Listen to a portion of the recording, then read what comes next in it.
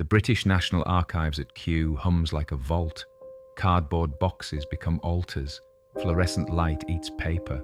An archivist slides a slim folder across a table. It's smaller than expected.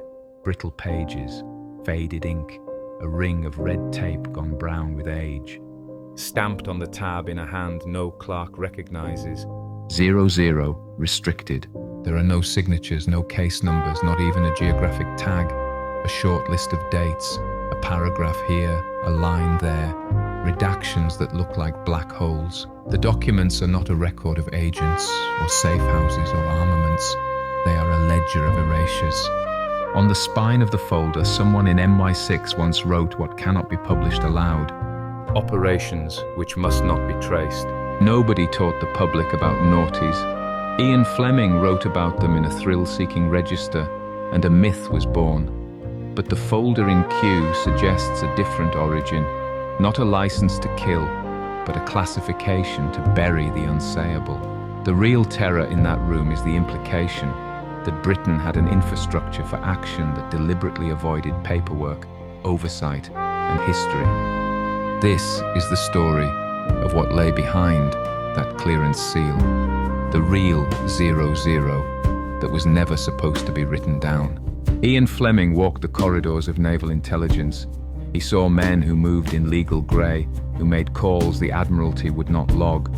In memos and late-night briefings, he learned of missions that ended with no citation and no ledger entry. After the war, he turned those shadows into a smiling, seductive fiction, James Bond. But Fleming's fiction is a disguise, not a lie. The man he worked beside once pointed to a cabinet and said quietly, "There's a 00 in there. It isn't an agent. It's a seal. Not a name, but a mark that permitted an absence of record." During World War II, Special Operations Units, the SOE, clandestine sabotage teams, partisan liaison officers, routinely operated off the books. Their art was to leave nothing behind. No cables, no electronic trails, no back checks. When the war ended, Britain did not voluntarily unlearn that art. The Cold War required it. So the first clarification must be simple. Fleming dramatized an archetype. The fictional 00 man wears tuxedos and drinks martinis. The real 00 was administrative. It was the permission to create deniability. It was the category placed over deeds no one could publicly own. Victory masks transition. In 1945, Europe shredded itself into new blocks overnight. The Soviet Union consolidated an iron discipline. New security services swallowed old collaborators. MI6 watched as Europe ceased being a battlefield and became a set of locked rooms. The British intelligence machine needed people who could still move between those locked rooms without leaving receipts. Enter the SOE veterans. They were masters of disappearing, how to blow a rail without a visible trigger, how to falsify a death certificate, how to teach a courier to move across a border without a passport. Their manuals were deliberately destroyed at war's end, ash as insurance. But the techniques lived in the operator's hands and in MI6's need. A former operations officer described the moment to a historian decades later. "We had men who knew how to make a problem untraceable. We hired them and told them not to write. That's the key. When official institutions required plausible deniability, the only practical method was to eliminate the record." The Cold War's first decade featured sabotage of infrastructure, clandestine weapon transfers, and disappearances labeled as accidents. There were no payrolls to follow. There were instead cryptic ledger entries, one-sentence memos, single-line approvals passed verbally. The real 00 wasn't a department. It was a posture of omission, a governance of what would not be memorialized. Structures need control. If an organization acts without record, it still needs a director. Secrets require a steward. By the early 1950s, MI6 had apparently created a small oversight body to manage this zone of deniability. A compact oral council that authorized missions but left no trace. It acquired names in whispers: the Committee of 12, the Other Office, the Dark Room, Its minutes were spoken and then destroyed. Budgets moved through slotted accounts. A memo surfaces here and there, an artifact freed by bureaucratic accident. The phrase, "Special Duties Personnel Requiring 00 Clearance," inked across a single declassified page. Everything around it is a black square. That isolated phrase is nuclear. It confirms an internal clearance existed that was not meant for public scrutiny. The group's authority was absolute but narrow, to sanction actions that would be politically unusable if publicly known. That could mean a sabotage run in a neutral country, a quiet removal of a figure considered a liability, or a training program that armed proxies without formal government sanction. The committee's ethic was utilitarian and brutal. Do what is necessary, deny what must be denied. These were not legal acts. They were administrative combustions, authorized implicitly, executed quietly. The cinematic montage of real 00 operations is not flashy. It's methodical, claustrophobic, procedural. Consider the tourist cell, a group of civilians carrying cameras overseas. Their cameras are hollowed shells holding shaped charges, their maps are normal, and their laughter at cafes is practiced. They pass into Czechoslovakia with passports that show tourist stamps. 2 weeks later, a relay station refuses to raise the net. No signature, no claim, no path back to London. Or the exfiltration through fog. An agent's gut tells him to abandon radios lest a direction finder pick up a single blink. They move by dead reckoning. At midnight, men and women squeeze through a steel dock, row a small skiff into black water, and wait for the tide to swallow tracks. If the tide turns and the operation fails, the official story reports an unknown drowning. The message has been sent. Nothing of London's hand remains.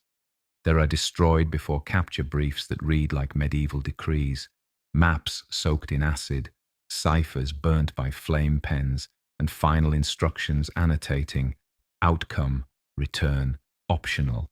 That line is not melodramatic.